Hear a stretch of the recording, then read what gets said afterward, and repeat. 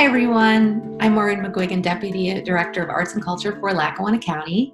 Welcome to Lackawanna County Arts and Culture Live, a new program during this difficult time of COVID-19 to bring people educational and entertaining programming.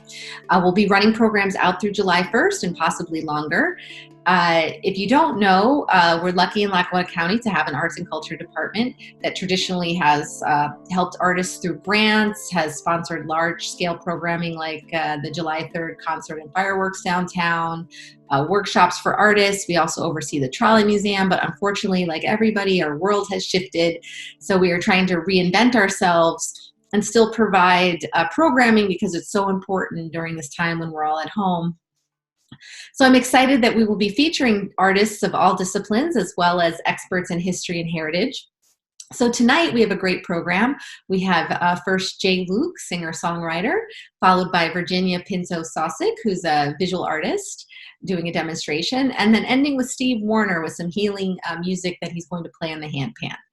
So we're glad you're here. Thank you for watching. Thank you to our friends at Electric City Television who have been helping produce this show. And without further ado, I'm going to start off with our first musician, Jay Luke. Ask him a couple questions. Are you ready? Or I think so. Okay. So yeah, it's been wonderful to meet you and hear your great music. And we had a nice chat the other day. So welcome. Thank you very much for having me. I always start out with artists, even ones I've known for a long time. I'm interested in people's journeys, how they become musicians or visual artists, dancers. So I know you had kind of mentioned you started out as an MTV kid, right? And that kind of inspired you? Yes. When I was very young, my parents sort of discovered that, they didn't really need a babysitter. They could just put the TV on and I was hypnotized. And I don't know, it always stuck with me. And, I just really wanted to play music. And, it just kind of drew from there. Like a lot of people had, summers where they were like cops and robbers coming back from school. And I was always like, oh my God, you hear this new rock album and everything like that. And they're like, what? So I was very much into music right from the start, So that's great that you followed that path, because I know you've been in a couple bands, right? You want to talk a little bit about that? Like sort of before you did your solo stuff, right? Yeah. It's, I think most musicians kind of go through that kind of thing where you're in bands, and bands are very hard because it's like you're married to four other people that are all at the steering wheel and sometimes. So when you're all on the same path, it's very difficult to keep one together, So that's how it goes. So, you've been very busy over the past few years. I know, do you want to talk a little bit about some of the music that you've recorded and what's out there that people can listen to? Actually, what's unfortunate is this year I was supposed to put out my third solo album, and I'm halfway through it, but like the world sort of shut down, so we're all stuck in this weird spot. And I'm going to put out a new single at the end of the month called Trapped in Your Cell. But I have two solo albums out now, one called It's About Time and another called Vandalized Memories. And both of those, kind of exceeded my expectations as far as the release went. Where, I talked about MTV, where it doesn't matter. Charts kind of don't matter these days either. It's all like YouTube hits and streaming hits. And it's done tremendously well on both of those platforms. So I'm very proud of that. And I'm trying to just keep the ball rolling, Yeah, because I've been asking all the artists, even though it's a little bit of a tough topic, I think it's good to talk about how coronavirus has changed our world and how people are adapting, both the challenges and the opportunities. I know you were booked quite a bit to do a lot of live shows. So how are you kind of adapting to this? Well, obviously nothing will compare to playing in front of people. I'm trying to think of it at the same mentality of playing in front of people in a lot of cases with a giant reach. Like, a lot of fans I have are overseas, and they finally get to see me perform in a live situation. But after you're done playing a song, you expect to hear like somebody even like say either that was great or that was horrible or something, And it's trying to get used to this whole thing. And I'm doing my best. I feel like my reach has gotten so much further through it. And that's, I'm trying to look at the positive of it, so that seems to be one. And even local people who can't stay up or get out late enough to see me, they get to kind of see me through this. So, take Yeah, the good. yeah, anybody all over the world, it's recorded, it can be shared later on. So I think we do have to try to look at the positives that are there. And I know you're from Troop, which is nice. We like to support artists from all over our county. And you had said something nice. You really said that you find in this area that there's a lot of support for artists and musicians between each other. Oh, absolutely. I think this area in particular versus, quite a bit of areas, the talent here is outrageous. And I think I was telling you, like, there's so much of the American Idol mindset where people need to compete and everything. But I think the sooner we all realize that we're all in it together, I'm not trying to be better than this person, or they're not trying to be better than me. It's like, you're doing your thing, I'm doing my thing, and let's just, cheer each other on through it, and I think the better we'll all be if that's the way it goes, Fingers crossed on that, Before we get started, because we're really here to see you, I just had one last question, because you had said some nice things about your process, because you are an original singer, songwriter, musician. So I know you have kind of your own little way of what inspires you and what's your process for writing music. Right. My process. Well, I think inspiration strikes us all at bizarre times. A lot of times I might be driving, I might be cutting my grass, could be anything ridiculous. But sometimes this little phrase gets in your head and you're like, you know what, I'm going to lose my mind unless they go write it down. And I have Post-it notes and all kinds of stuff. And my songwriting process is eclectic, where I might just have all of these Post-it notes and put them together like a jigsaw puzzle, and have a guitar part I'm working on and try to, work it all together from there. And it's never like totally written. I mean, I don't want to say it's not ever, but most of the time it's putting everything together in a jigsaw puzzle sort of way. Really good image. Well, that's a great note for me to kind of disappear. I want to thank you, Jay Luke. It's been nice talking to you. Can't wait to see you perform. And thank you to our audience for being here and supporting musicians. Be great if we could be in the real world, but this is the next best thing. So enjoy Jay Luke. Thank you. All right, guys. This first song I'm going to do is a song called How Long Is Forever, and it's off of my debut album, It's About Time, and it goes like this.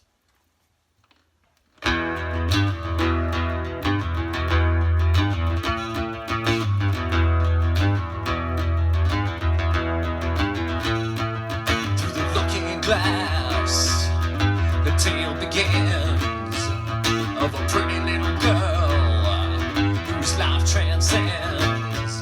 She light herself on fire to keep others warm.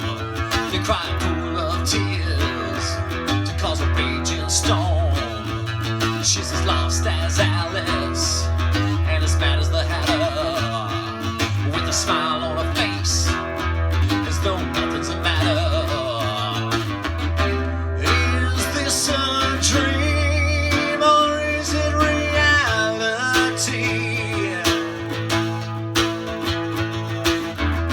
So much can change over a cup of tea.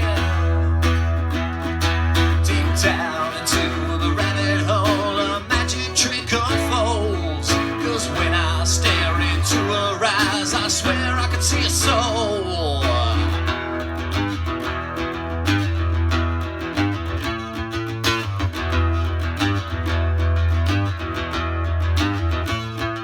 She felt so small beneath the cake that they'd feed her. Now she's oh so tall, emerging as a leader. The flowers cruelly laughed as they called her ugly, but she laughed last as she grew so lovely. She was so different when all the rest were the same. If they could only comprehend the things she overcame. Is this a dream or is it reality? So much can change over a cup of tea. Deep down into the rabbit hole, a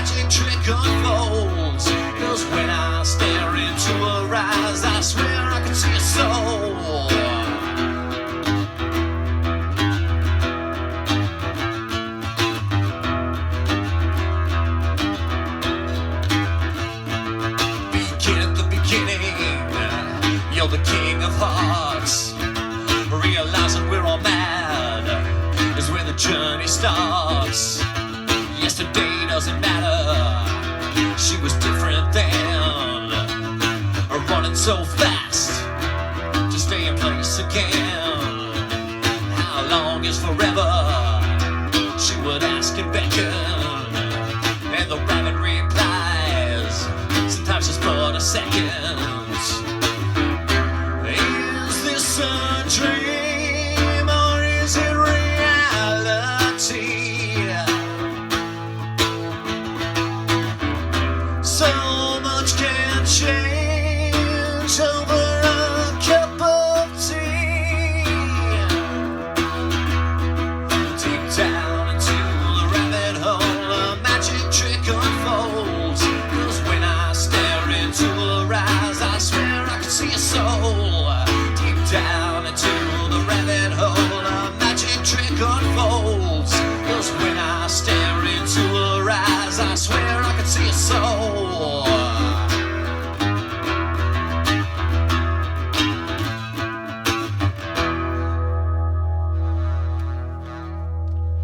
All right, and there you have it.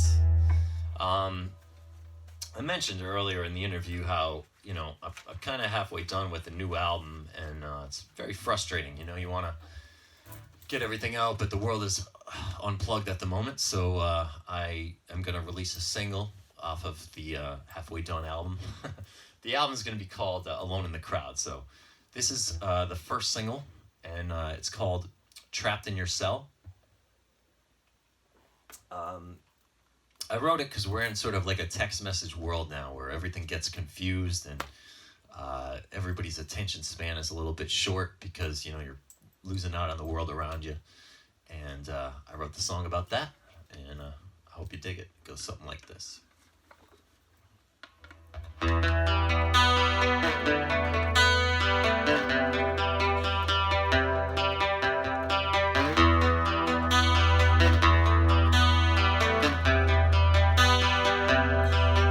Some people say they got no one to talk to, but the whole world to text to. And some people look to anyone except right who they're next to. And some people say they've no one to cry to or to say goodnight to. And some people can't ever decide who when it's themselves that they lie to.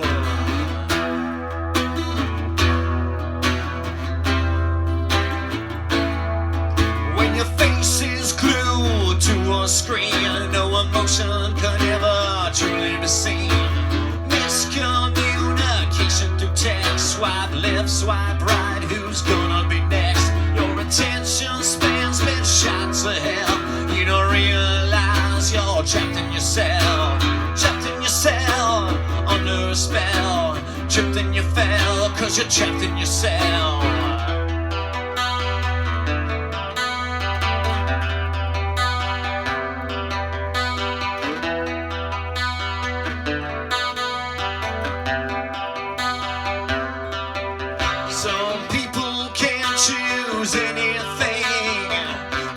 Too many choices. Some people can't detect sarcasm without hearing voices. Some people auto-correct their mistakes for you to misunderstand. Some people are found dead in the cars with the phone in their hand.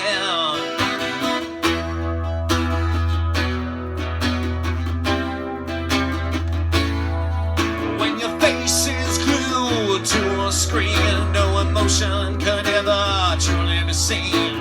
Miscommunication through text, swipe left, swipe right, who's gonna be next? Your attention span's been shot to hell. You don't realize you're trapped in your cell, under a spell. Tripped and you fell, 'cause you're trapped in your cell.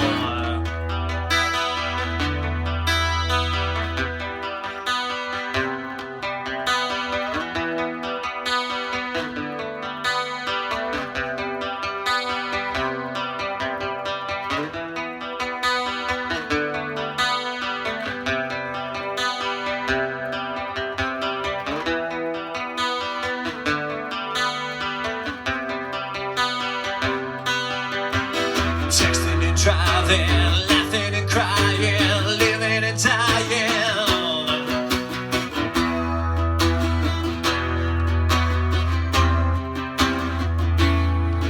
When your face is glued to a screen, no emotion can ever truly be seen. Miscommunication through text, swipe left, swipe right, who's gonna be next? Your attention span's been shot to hell. You don't realize you're trapped in your cell, under a spell. Tripped and you fell, 'cause you're trapped in your cell.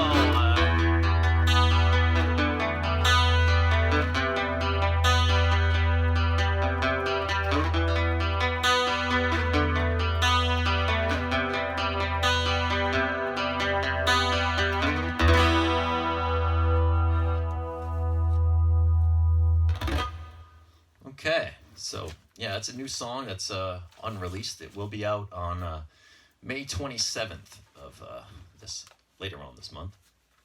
So I'm gonna keep it kind of fresh and new. Like I said, my new album is gonna be called Alone in the Crowd. So I might as well give you another one from that.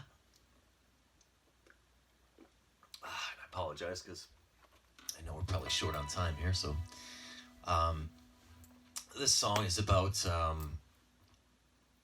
having a hero, and I know that there's a song called My Hero, so I call this one My Leader, and I hope you enjoy it. This is brand new, and it goes like this.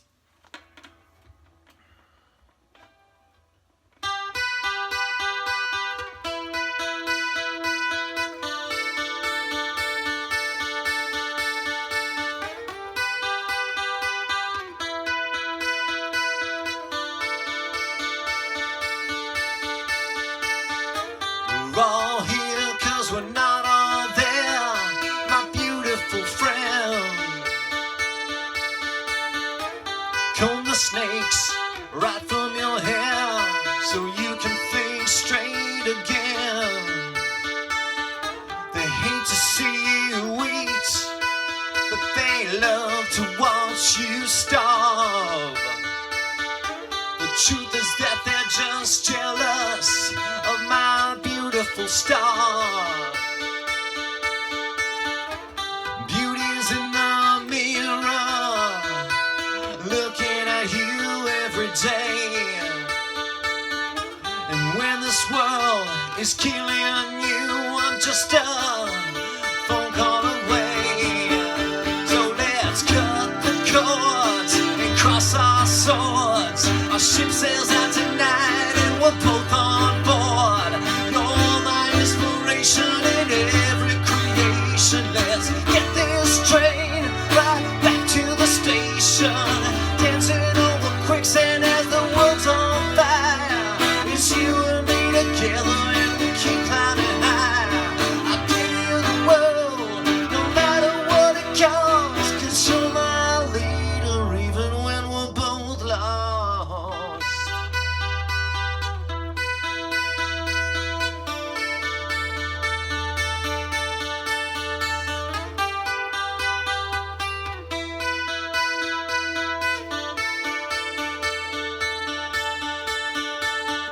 This life is just an open door, but there's a trap in the floor, my friend. The body always keeps the score as you're swimming ashore again. Everybody's got a motive or something to gain. They all tell you that they love you, but you're onto the game. This world's an open battlefield and everybody's at war. But every time I see your beautiful face, it shakes me right to the core. So let's cut the cords and cross our swords. Our ship sails out tonight and we're both on board. You're my inspiration in every creation. Let's get this train right back to the station. Dancing over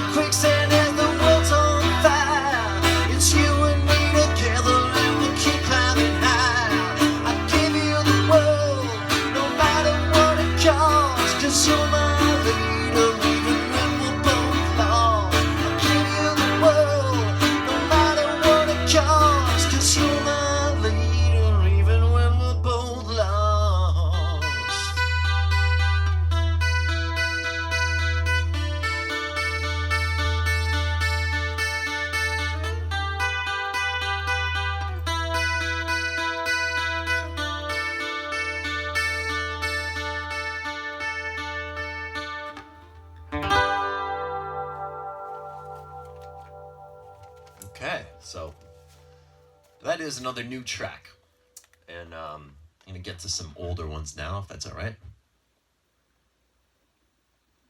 And again, these are all my own songs that I wrote. Let me just switch guitars here real quick.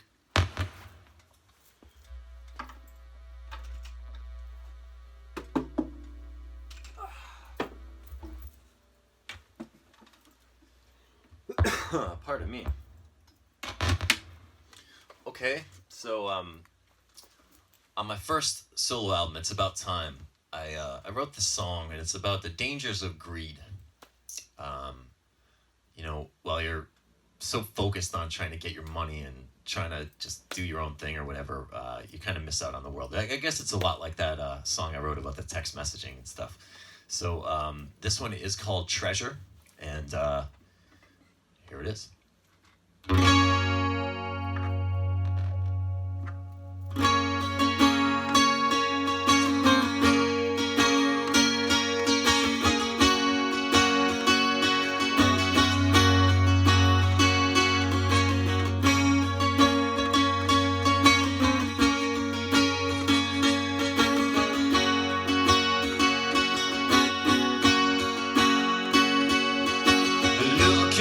Salvation in a dried up wishing well. You've only got your reputation on your journey into hell. Your search for buried pleasure will rob you of your health. Instead of looking for your treasure, you should be looking for yourself. You seem to think X marks the spot, but there's certain things that can't be bought.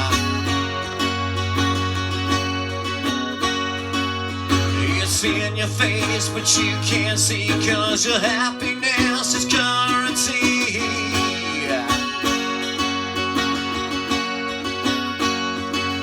You dream of things that can't be found, but you got all you need if you just look around.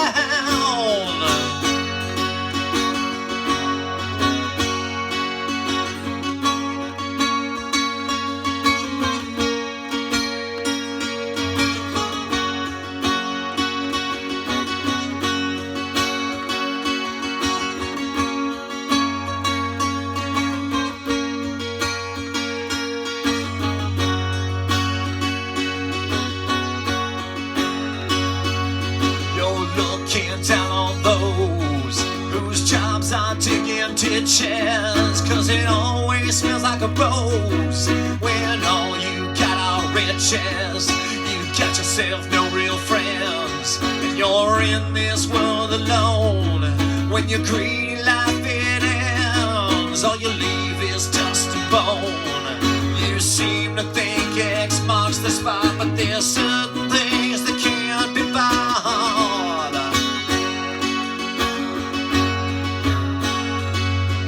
It's in your face, but you can't see, 'cause your happiness is currency.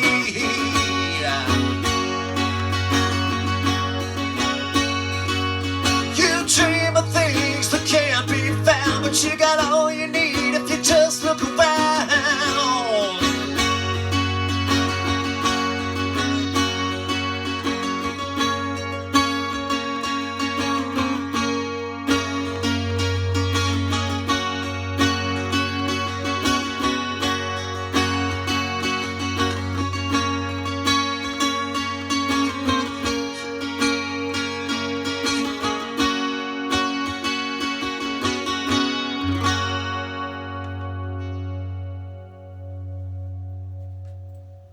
Okay, so I'm going to switch my guitar one more time. I think we have time for one or two more, perhaps. This next song, give me a moment.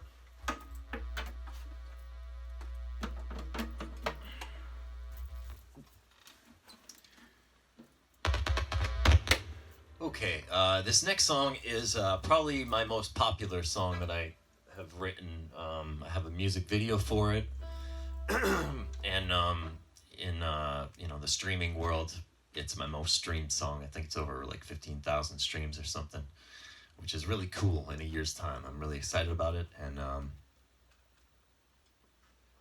we shot a real cool music video for it. So the song is called Keep Your Head Up, Kid. And I'd like to think it's a song of hope. So check it out. It goes like this.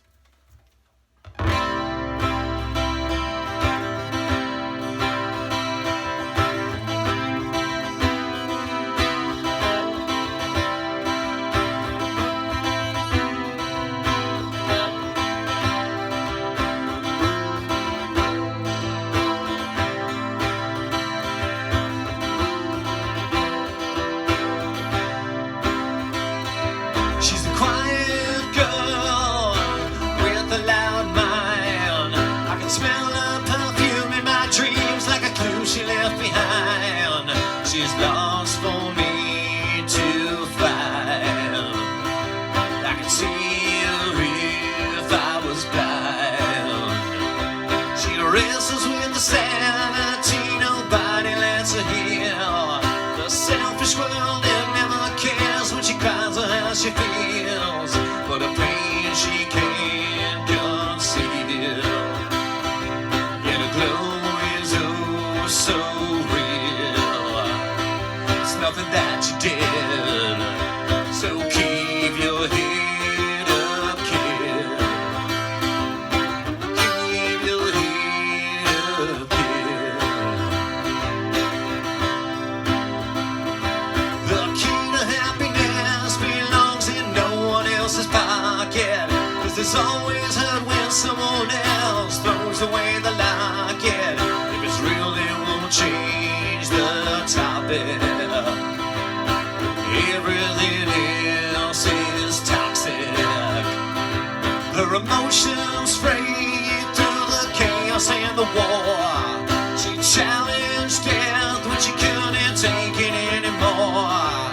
Like an angel at the door. We fell in love on the 7th floor. I watched as you slid. So keep your head up, kid. Keep your head up, kid.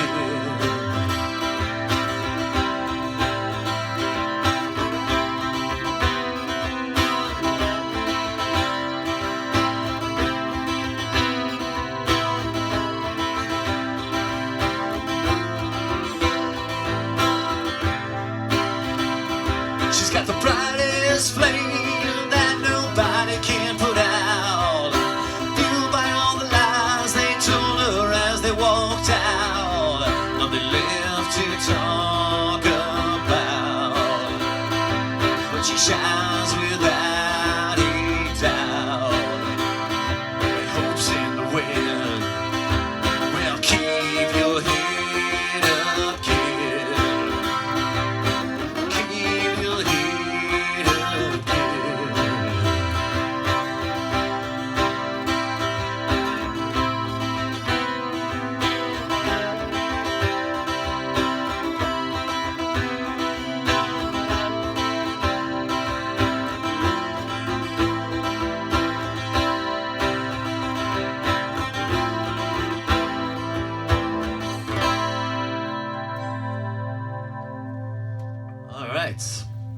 All right, guys, I'm gonna do one more here, and I'm gonna get to the next artist.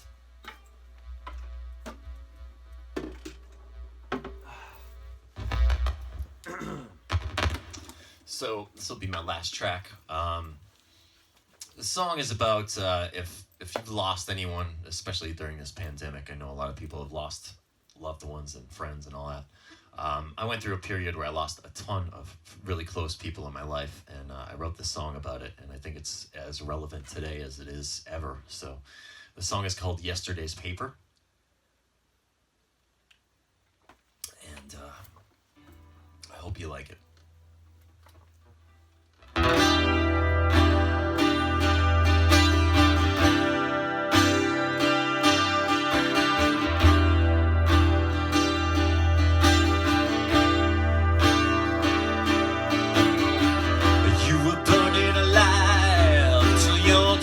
Put out the flames.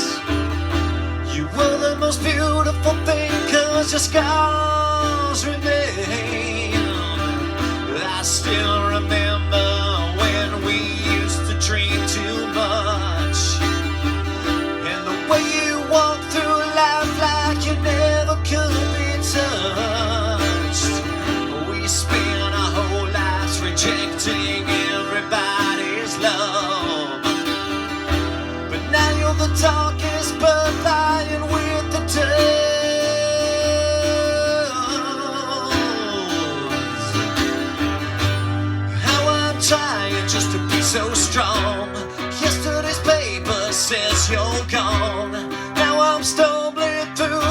empty streets alone.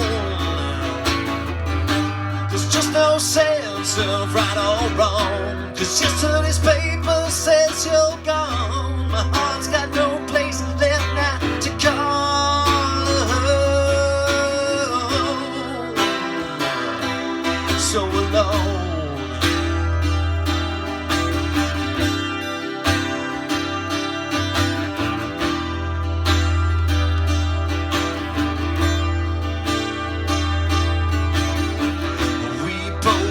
Childhood nightmares closely locked away. In your arms I felt so safe while the skies were gray.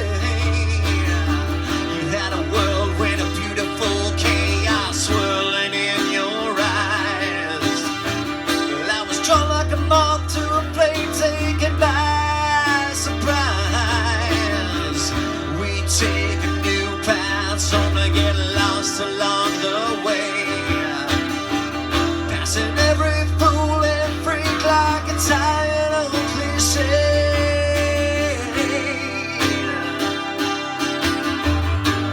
Hell, I'm trying just to be so strong. Yesterday's paper says you're gone. Now I'm stumbling through these empty streets alone. There's just no sense of right or wrong, 'cause yesterday's paper says you're gone. Heart's got no place left now to call home. So alone.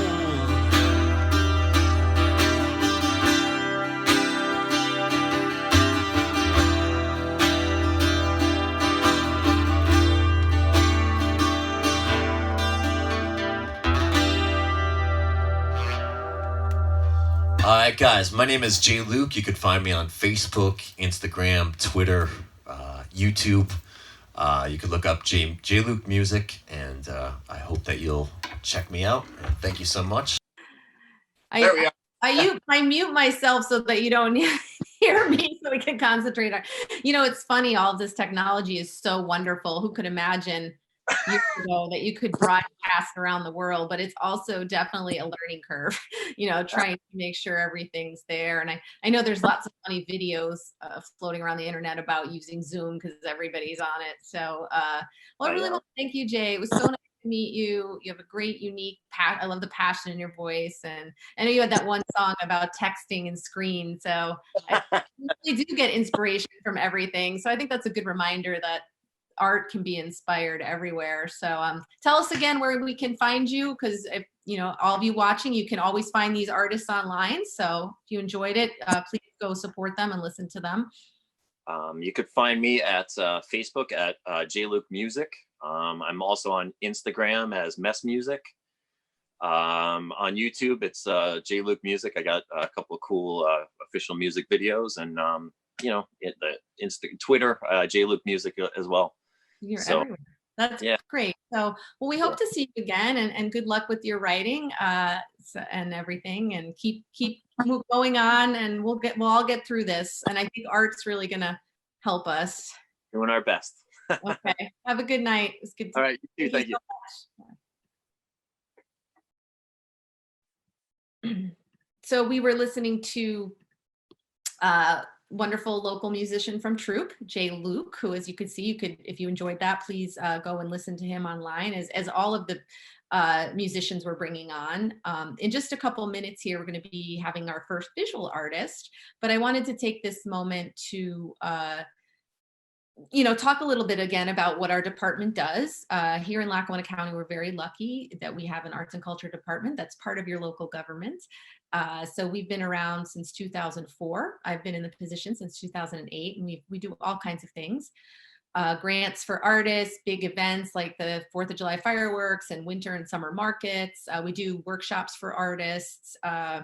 We add art where we can. We would sponsor music along the the half marathon course, for example.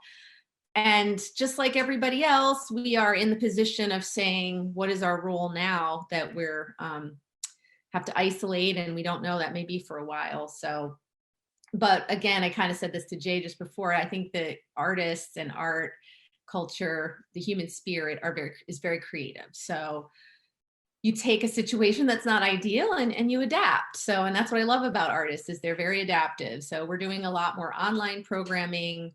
We're thinking about when we can go back outside, what does that look like if we can't gather in large groups? I'm always open for ideas, especially now. You can reach me at arts-culture@lackawannacounty.org, or we have a Facebook page, which if you want the weekly schedule for these programs, please follow us there. It's Lackawanna County Arts. We have a Twitter, Arts Lackawanna. So, there's lots of ways to reach us. We'd love to hear from you. A couple thank yous. I really need to give a big shout out to Electric City Television. They are Channel 19 Comcast. They also have a YouTube page. They do a wonderful job taping all our government meetings, but also providing a lot of great arts and cultural and intellectual content. And they've been great tech support. Mark McGlory and Chris Bolton and Mary Francis. We wouldn't be able to do this without them. We are streaming live right now to the YouTube page and the channel. I'd like to thank one of our Arts Council members who helps us in the department, Jess Mione. She's doing a great job with all the great publicity you see. Again, check us out each week. We list the speakers and the artists who are going to be on every Wednesday from 7 to 9. So I would like to thank her. And I would like to thank all of our viewers here who, give us the support and, it's a tough time for artists. If you can, many of them have set up little tip jars online. I'm sure they would appreciate that. And again, if you have any other ideas about that. So I can see our next artist who's just getting set up now. We're going to give her a few minutes to get ready. It's funny. I've worked with a lot of artists. There she is. Let's go back. Are you ready? Everybody, this is Virginia Sosik. Let me unmute her. Welcome, Virginia. Thank you. I'm really thrilled to be here this evening, and I'm looking forward to my presentation on watercolor washes for pen and ink. You look great. I love your scarf in the studio. I said the other day when we were chatting, you have such a lovely studio to work in. It's just beautiful. I'm excited that you're our first visual artist. We've had a lot of musicians, which is wonderful, but we haven't been able to showcase some of our amazing visual artists yet. And we're just gonna have a little chat so people can get to know you. I've known you for a long time. One of the programs we do that I started right when I started in 2008 was Art in the Park. We have 4 beautiful county parks, which are now open for you to enjoy. McDade, Murley up in Greenfield Township, Covington in North Pocono area, and Covington Township, and Aylesworth and German. So our idea was to bring people out in the beautiful nature and do art. But in the beginning, it was a learning process. So you were one of our early artists. It's kind of creative chaos. Yeah. So, but Virginia has a lot of experience teaching, as we'll hear about. But, so it's been nice. And you're very involved in the community. You have shows at AFA, and also we were talking about the Carbondale Gallery up there in the northern part of the county. So you're a really important artist, and you've been teaching a long time. Yeah. But I always, I loved when we were chatting the other day, if you can, I always start at the beginning with people who have become artists. You had some lovely stories about how even as a child, you were very creative in looking at your environment and being inspired. Can you tell us a little bit about that? Well, as I was telling Maureen the other day, I've been doing art since I was a child. Now, if I went outside and played in the snow, I wasn't just building a snowman. My snowman had to be special, beyond 3 balls of snow that were on top of each other. And I would also look for hard crusted pieces of snow, and I would sculpt them. So I was always trying to take different forms of art materials, be it snow or paper. I always was trying to be creative. Yeah, I think that's wonderful. And then as you grew as an artist, we were talking about how beautiful your work is. It's very of the natural world, landscapes. I know tonight we're probably going to look at some detailed, plants. So can you talk a little bit about that? What inspires you? Well, as we talked the other day, I've always been inspired by nature. When I was a little girl, I'd lay in the grass and I'd look up the sky and I'd look for the different forms that I'd find in the sky. And as I got older and as I got my art degrees, what I was looking for was movement. And I definitely saw that in the movement of the clouds. I am very interested in the cast shadows and the different hues that I see in nature. Most of all, my landscapes are trying to capture a moment in time. Yeah, I really liked what you said about that. And then some people have told you they feel like they could walk into your paintings, that they're Yeah, that yeah. magic. The highest compliment I receive from people is when they look at view my work, they say, wow, I feel like I could walk right into your painting. So I take that as a very high compliment. Yeah, and I know that you're also a gifted teacher. We talked a lot about you as an instructor and your passion for helping people learn art of all ages. And I was really kind of struck by the idea that you're very process oriented. You know that it's important for them to learn the skill to be an artist, but you like to give people their own freedom, imaginative freedom. So Yes. Is that a core philosophy of yours? Absolutely. When I teach, I want to make sure that my students have a good foundation in the media that they're using, but I do not instruct. So you'll never come into a class of mine where I'll have a canvas or I'll have a piece of paper and, okay, everybody, let's do the sky and let's move on to the background and the foreground. No, I want their own creativity to come out. I give them the tools and the methodologies to execute with this certain media, and I let them go. Show me the artist that is within you, so that we don't have clones of the same painting or the same work. Everybody expresses their own creativity in their own way. Utilize the information that I have given them. And how long have you had your studio? How long have you been teaching currently? Well, I've been teaching for over 30 years.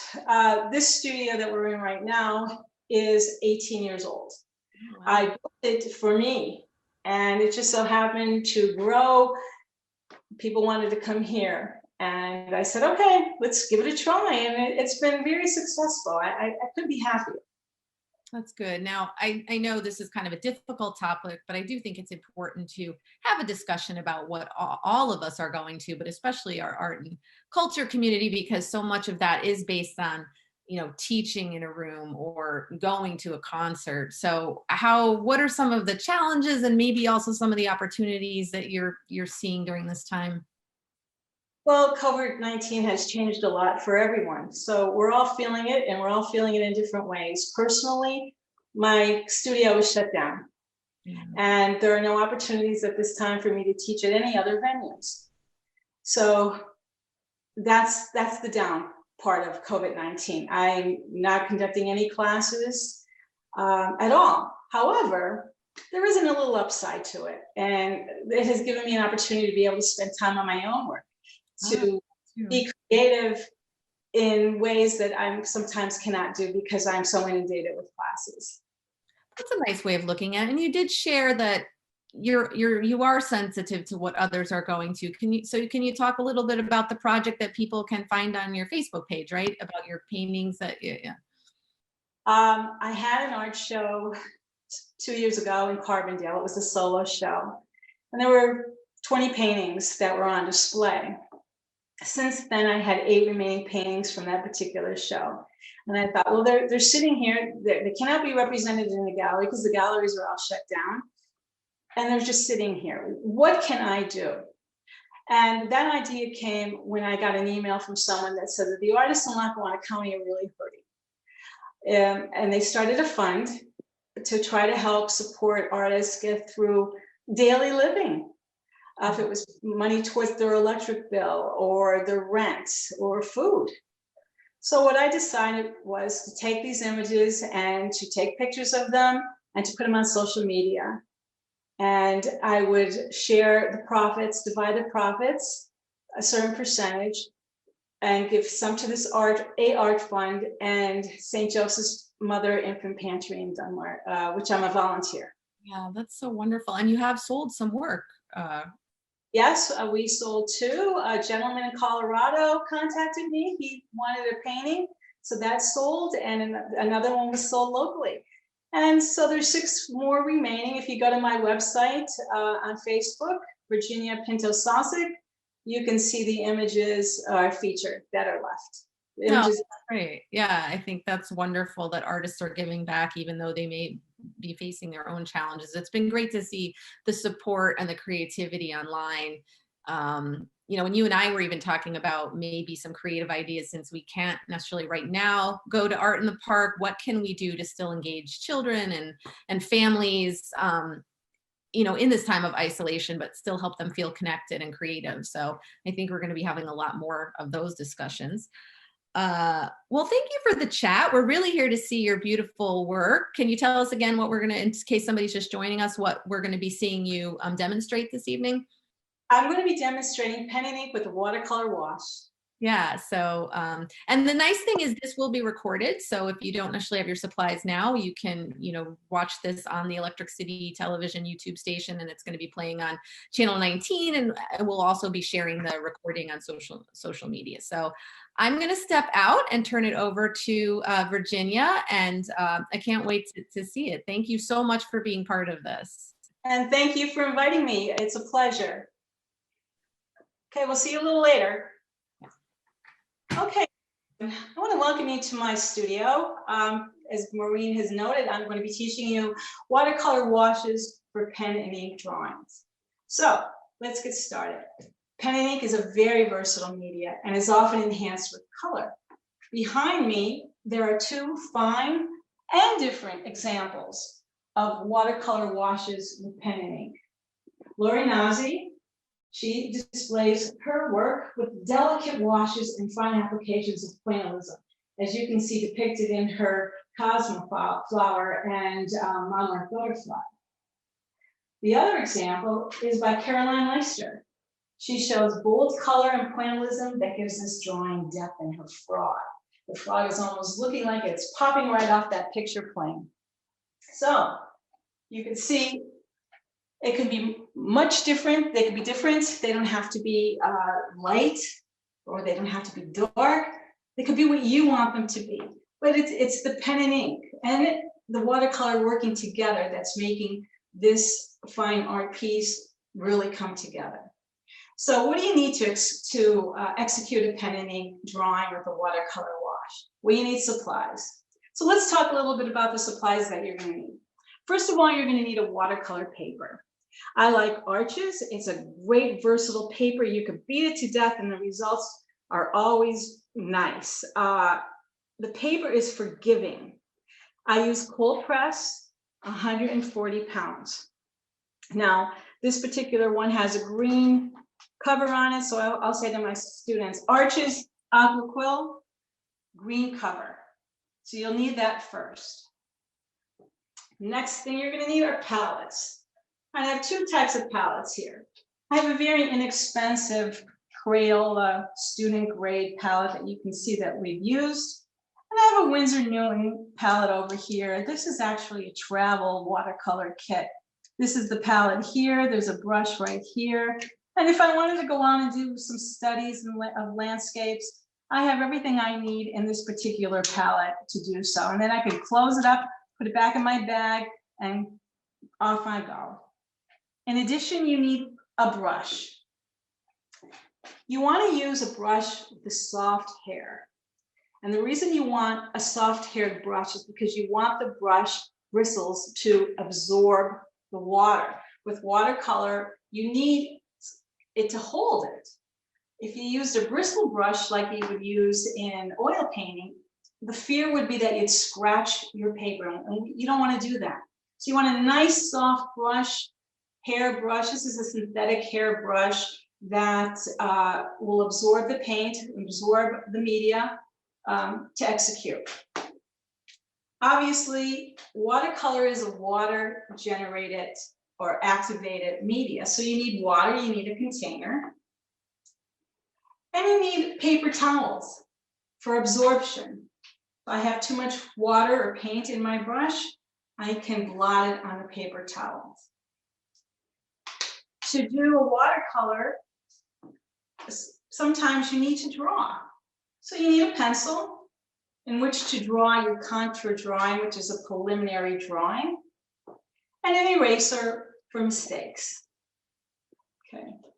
In addition, you need tape. Now the tape is used to mount your watercolor paper to a surface. So let's get started with that. And of course, you need your pens to do the ink. These are Pigma pens, Pigma Micro. And you'll notice on the tip, they'll have numbers. This is a 01. This one's a 05. 01 is very thin. And 05 is a little thicker. So we'll come back to this in a little bit. You need a reference. What are you going to paint? What are you going to draw? So you can set up a still life in your studio, or you can go online and pull out a reference, or you can use your own photographs. I go out and I take photos, and I have a whole stock load of photos that I use for reference. And I wanted to do something simple today.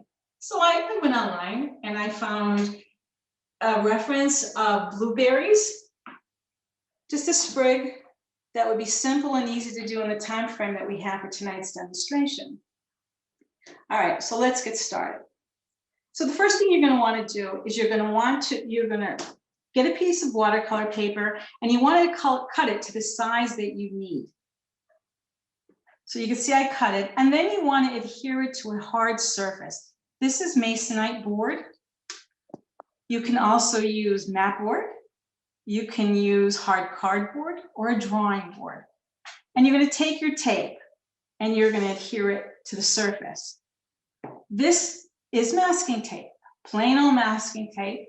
You could buy at a hardware store, you could buy it at the dollar store, or you can use painter's tape as well. That works well to use. This is artist tape. Now, the difference between the masking tape and the artist tape, when I go to take the tape off, it does not pull off and rip the watercolor paper.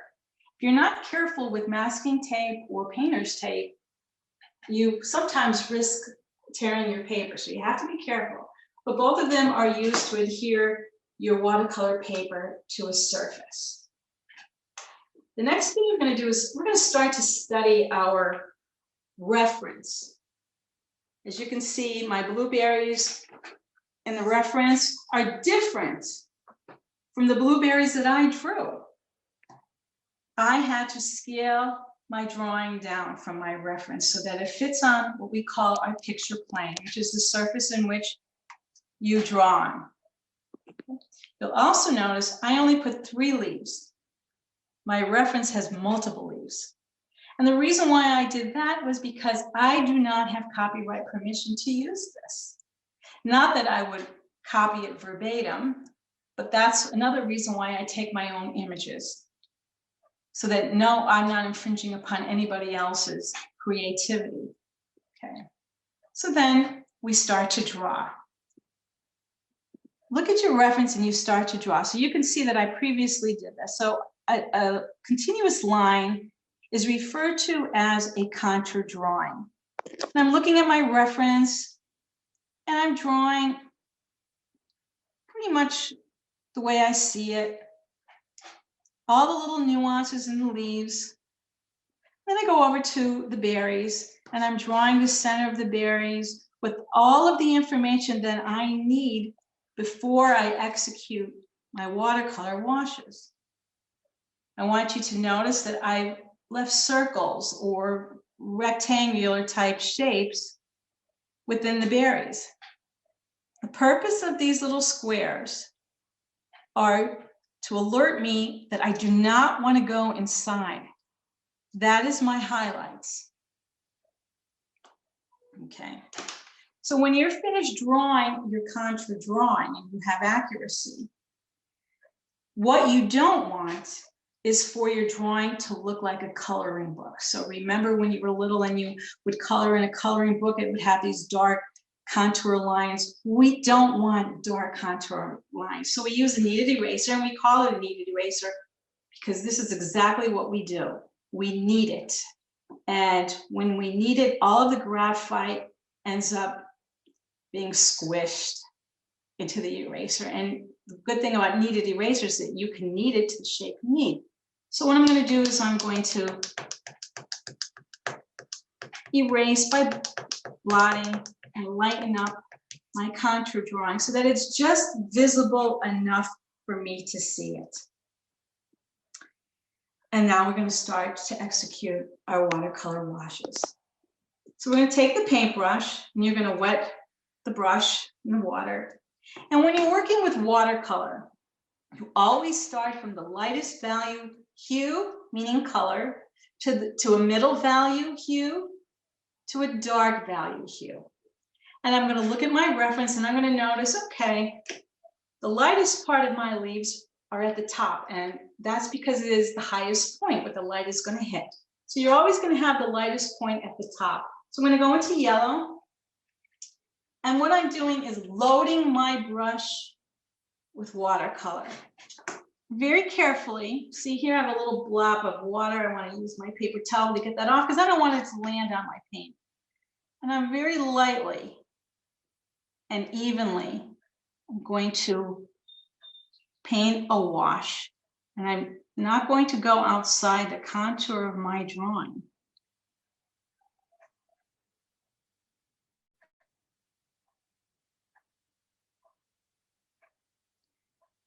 Okay, I'm going to continue to paint the yellow, making sure that everything is blended in. So that's about where I want it. So now I need to pick up another hue, a darker value hue. So I'm going to go into a darker green. And I'm going to blend that in.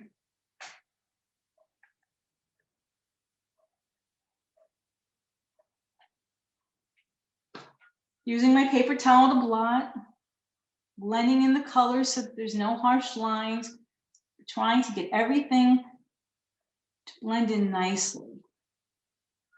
We don't want any separation of color.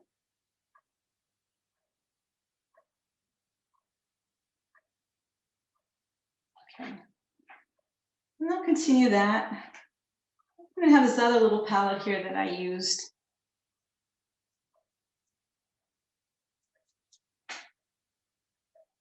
And I'm going to continue till I filled the whole entire contour drawing. Okay. All right, so what's missing from this wash right now is a dark values. So I have a light value where the light hits. I have some medium values. Could use a little bit more.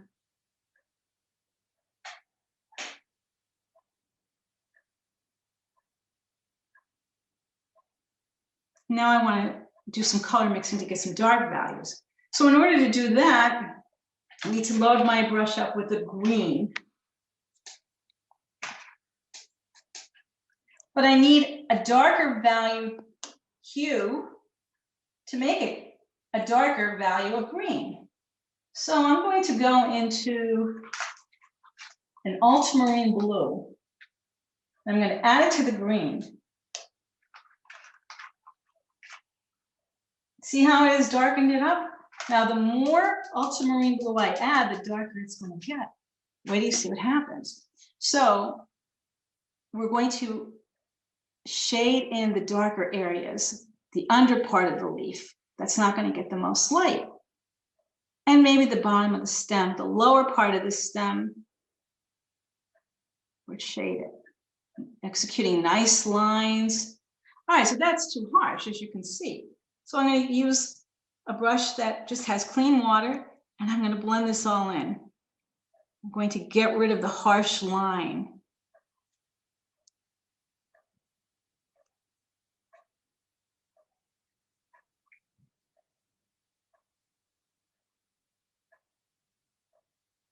And you want to execute this until you get the look that you're looking for. So just remember that this is a wash. And this is watercolor, which is transparent paint. So we just want it to be light and delicate, nothing heavy. But as we were talking about with the other references behind us, the examples, you know, Caroline was dark with her watercolor, where Lori had, you know, a very light, delicate wash like I have here. Okay, so now we want to go ahead and we want to define the leaf a little bit more. So you have a base wash, We have variation of value. Now let's define. Okay, so I'm liking tonight darker greens for this part. So I'm going to start to draw or paint. Whoop. See, it could bleed too if it's too wet, so we got to be careful. There's the vein.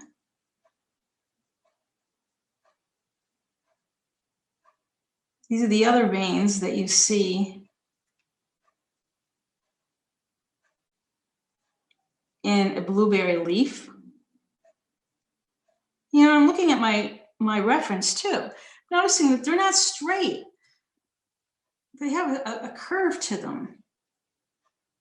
It's okay, you know, if it's a little thick, because remember, you're going to put pen and ink on this. So if you are not proficient at watercolors, but you still want a beautiful finished piece, pen and ink, that'll do it for you. Okay. And then you will do the rest of your contours. Execute the other leaves the same way you did here. Let's do a little blueberry.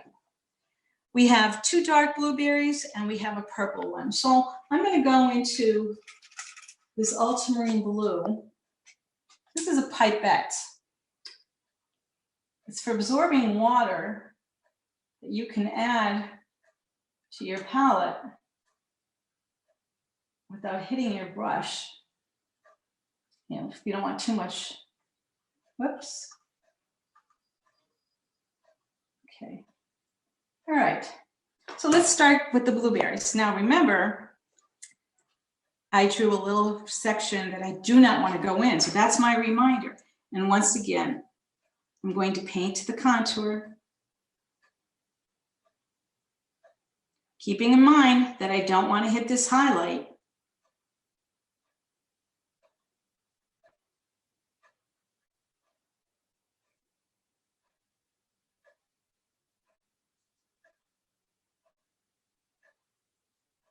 And you want to put a wash through the whole berry.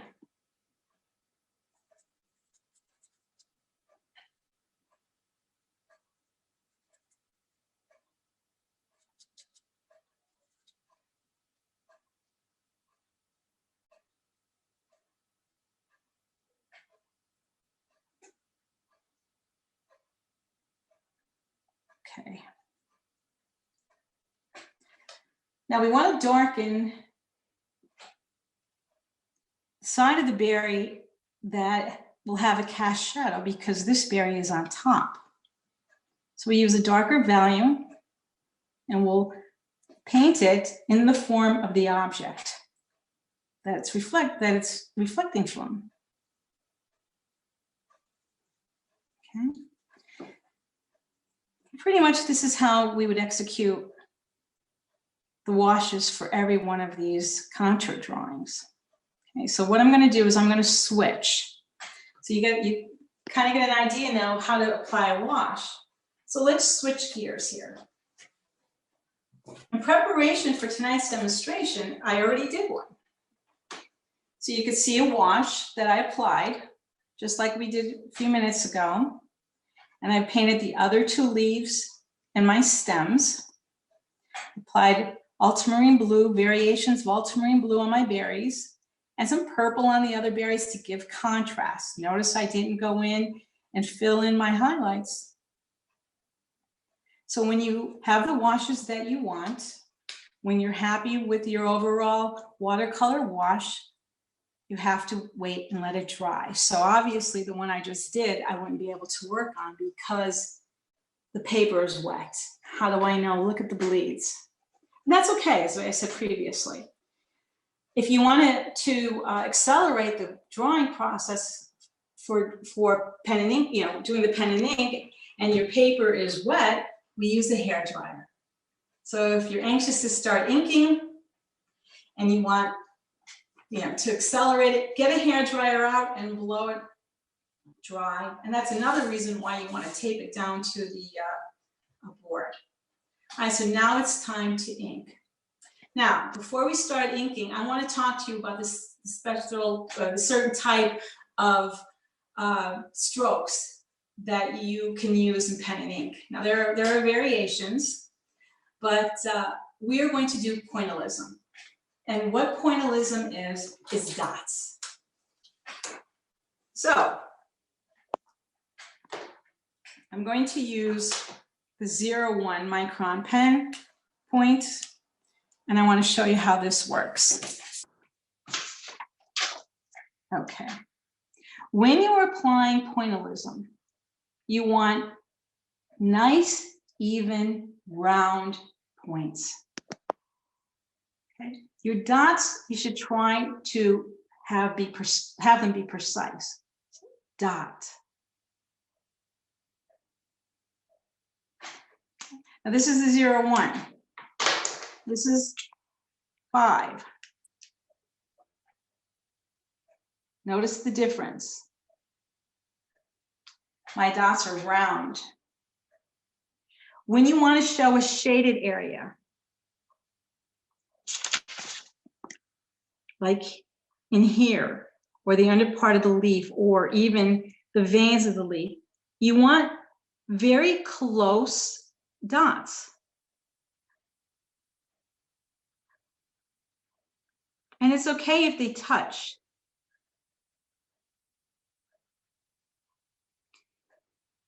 When you're doing highlighted areas, and lighter areas, you want your dots, your pointillism, to be a little bit more sporadic.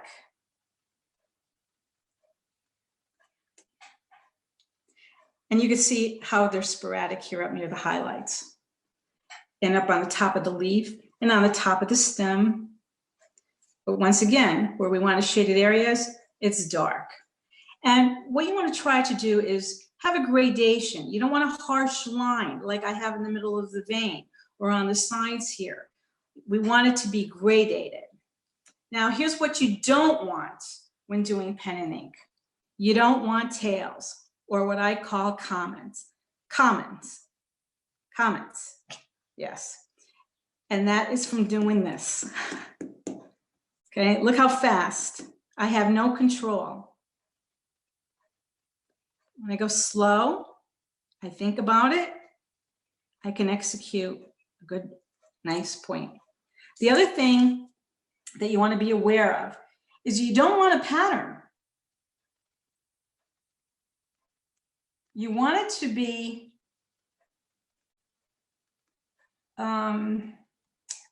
random. Okay, so no patterns going on. And I strongly advise you to practice doing pointillism before you apply it to your drawing. Okay. All right. So let's now do some pen and ink on a dry drawing. So the first thing I'm going to do, and I always have a scrap piece of paper for my hand. Now your hands sweat, you have lotion on it, and definitely will affect the paper. So I'm going to dot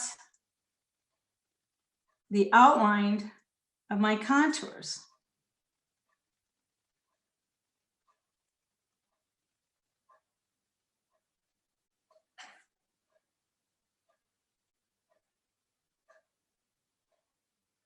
And like I did up here, so I would go all the way around. I would start the stem.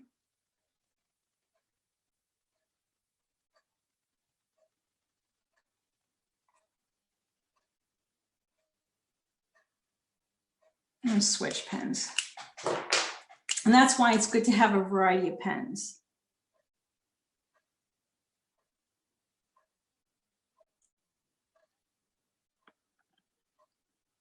And put some nice music on, have a glass of wine, whatever your thing is, and just relax, especially with COVID-19. You know, this is something that will take your mind out of it. Art is very therapeutic.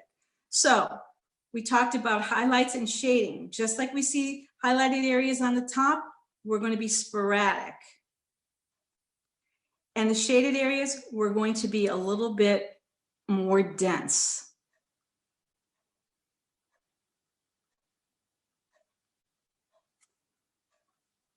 And we want to continue to go around the contour.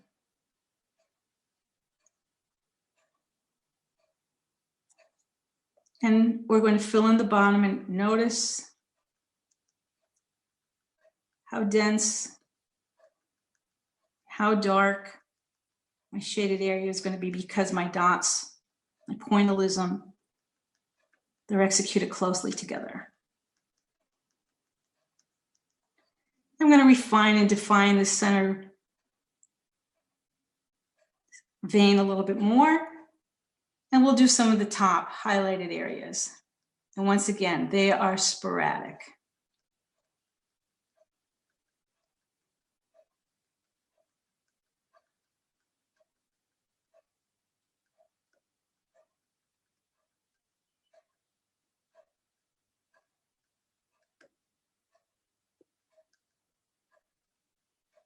And you want to continue this process until you've covered the whole entire watercolor wash.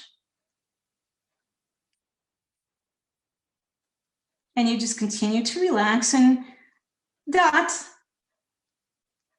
until you achieve the look you want.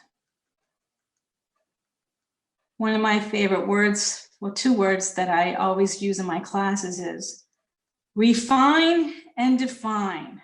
So we are defining the shaded areas of this leaf, and we're defining the form, the shape.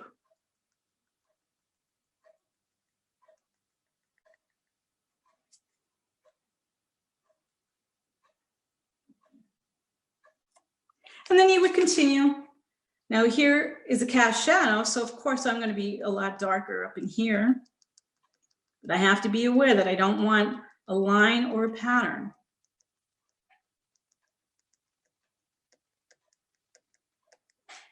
So that it looks like this or it looks like this. I will continue to work until I achieve what I see down in here. So that is watercolor washes with pen and ink.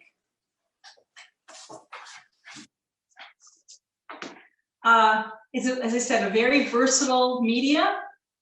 It can be used for fine art, mat it and frame it, hang it on a wall.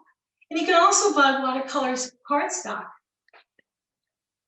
So I want to thank everyone for your time. It was a pleasure being with you and hope you enjoyed tonight's session. Thank you for tuning in.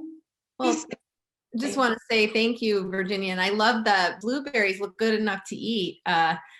One of the things I love about living here is that you can go wild blueberry picking. And so thank you so much. It was my pleasure. And thank you for choosing me. And people can check out your website at Facebook. Please check out her website, and you know, there's art for sale, and hopefully when we can go back out in the world, you may want to consider taking some lessons from Virginia. She's a great instructor and a wonderful artist. So thank you very much, and we'll keep in touch. Thank you so much. Have a good evening. Bye.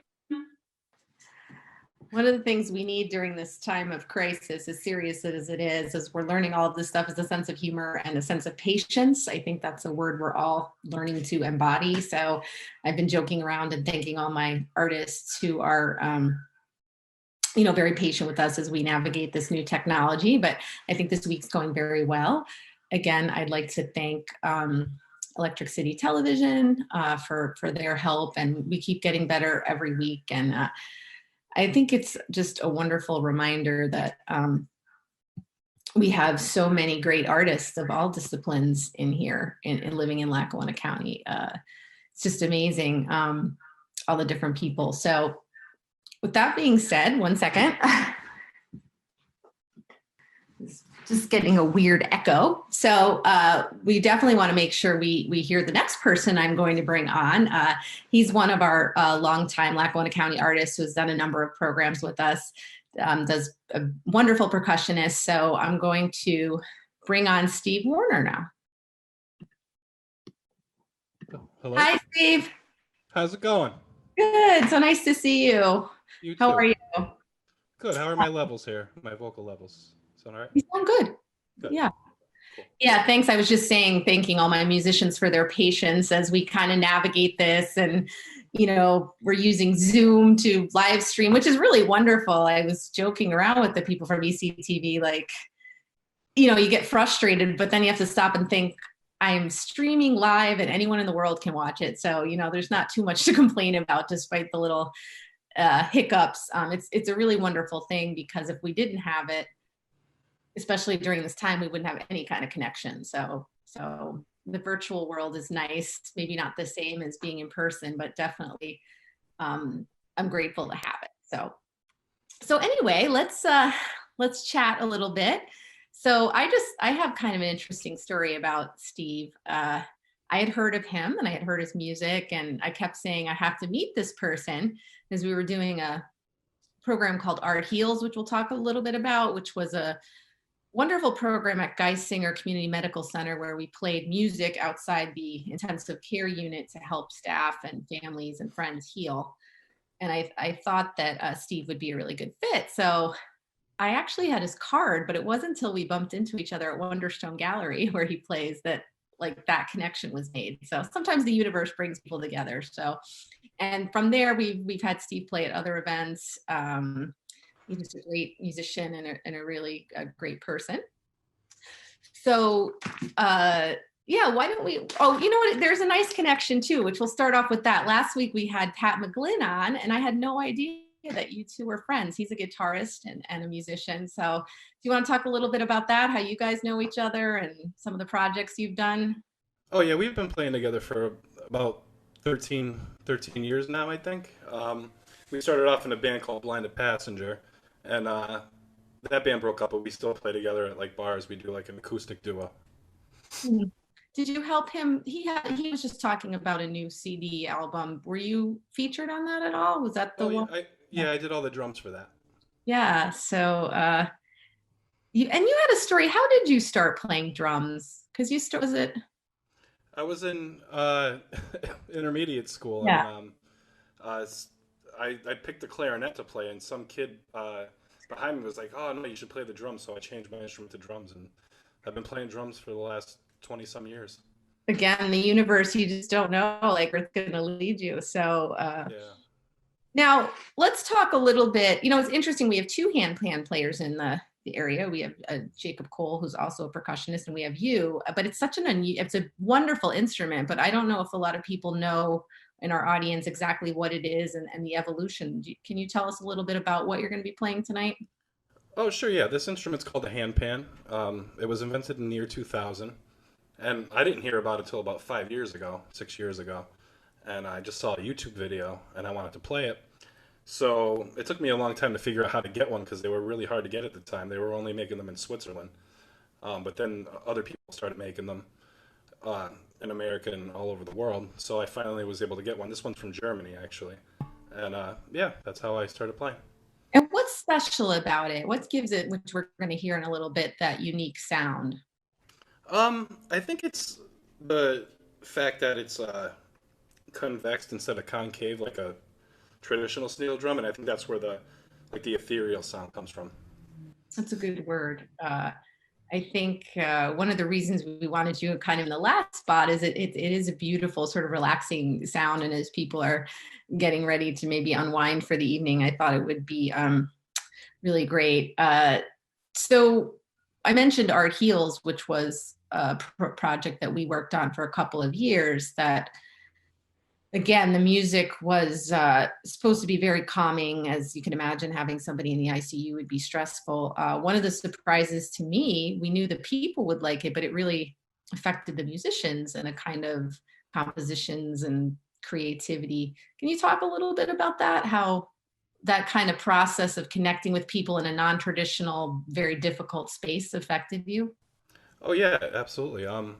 Yeah, when I first started doing it, I didn't really know what to expect, but I ended up loving it. Like, people really responded, doctors, nurses, patients, families, like everybody loved it. And I went as far as to sign up for school. So now I'm back in school for to be a certified music practitioner. Did you have one story about a doctor who would come every week, or you had? Oh yeah, yeah. Every time I would play it, this specific doctor used to just come and sit down and listen to me for like 20 minutes every single time. He loved it. He would just close his eyes and sit there. Yeah, I think, and you and I had chatted a little bit about it's great to hear music, in a perfectly acoustic space, but I think sometimes it's really important to bring music out into the community because maybe people don't always think of going to a concert hall or a traditional space, but once they're touched by that music, because tell us how you got started into with the yoga studio playing music, live music while people do yoga. Oh yeah, my one of my friends was he was working at a bakery and there was a yoga studio next door and he showed the owner one of my videos that I had on YouTube and she ended up getting in touch with me. That was up in Clark Summit years ago. And then from there I just started playing like all different yoga studios, mainly the Wonderstone Gallery, but I play a couple different ones. Is it a different learn? Did you have to was there a learning process to kind of adapt to that sort of environment? Because it's unusual. Yeah, it's different, but you just kind of sit down and figure it out and play and people respond. And like you said, you're going to be starting an art and healing program. Do you want to tell our viewers a little bit about that? Focusing on music as healing, correct? Yeah, it's about a year and a half long process. Basically, I have to read a lot of books and go to these modules. I think most of them are in Boston, and I just go through the program, learn how to play kind of what we were doing, but a little bit more intense in the fact that I'd be playing mostly for the patients in the rooms. Wow. So, Yeah. yeah. That's amazing. It's so great. Well, where can people tell us about some of your projects or where people can hear your music? Either, I know you do a percussion and the hand pan. So yeah, tell us a little bit about where we can find you and what you're doing. Sure, I have a Twitch channel that's a live streaming channel. It's Steve Werner. You can find me there. You can find me on Spotify under Steve Werner, Facebook, YouTube, all under Steve Werner. Yeah, you have a couple CDs released. Oh, you had I have one CD released. That's called Incantation. Right. That I released a few years ago, and I have one that I was supposed to release it April 1st, but everything happened with the coronavirus, so that's going to be pushed back. But yeah, that's oh, go ahead. Yeah. That's good. I'm good. That was one question, as difficult as it is. I keep saying, I think it's important that we all share our experiences as we're all going through this together. You mentioned being on Twitch and live streaming. How have you adapted as a musician to not being able to play in physical spaces? Oh yeah, that's been really hard. I miss playing out a lot, but I decided to start streaming on Twitch because that's really the only thing I can do right now, and things like this, obviously. But yeah, that's been going really well. I've seen an increase in my audience, with my stuff on the internet, a lot. Yeah, I remember you mentioned that I think that is a lot of people are telling us that is the one benefit, that you have such a wide reach that, views and connections are going up. So, yeah, that's a really positive thing. And hopefully when we can play out again, then you'll have both. Just before we get started, I loved, because I've been asking some of our artists, what's your favorite thing about Lackawanna County and living here? Because, it is a great place to live. And you said the food. So do you want to talk a little bit about that? Oh yeah, I love the food here. Anything from things you can't really get at a lot of other places. I know pizza fritas are a thing that are, you can't get everywhere. Pierogies, we have really good pierogies, Polish food. Pizza specifically, I love pizza. Wings, I think we have the best of that anywhere. I agree. Yeah. Yeah. So. I don't want to put you on the spot of what kind of pizza. We don't want us to cause any riots. But that's the great thing. You're absolutely right. There are so many styles of pizza too. I don't think you could ever get through all of the pizza in Lackawanna County. It'd be hard. Yeah. Well, it's been great chatting with you. And again, thanks for your patience as we put this together. And I'm really looking forward. I love your music and you're one of our great musicians. So I'm going to step out and give you the spotlight now. Thank you, Steve. Thank you.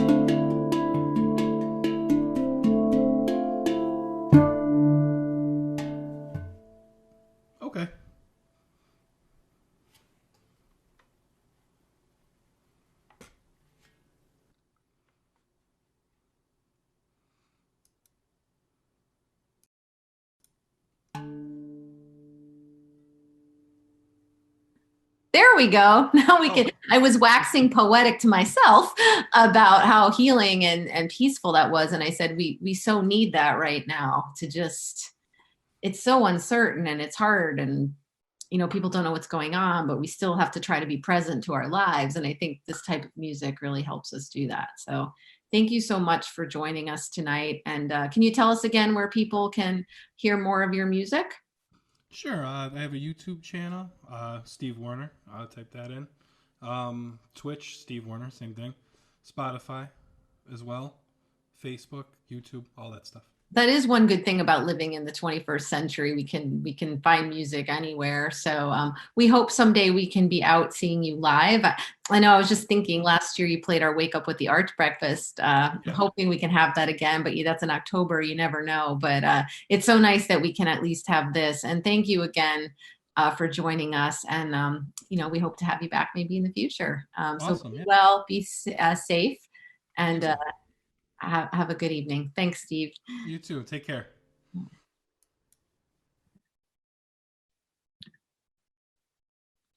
So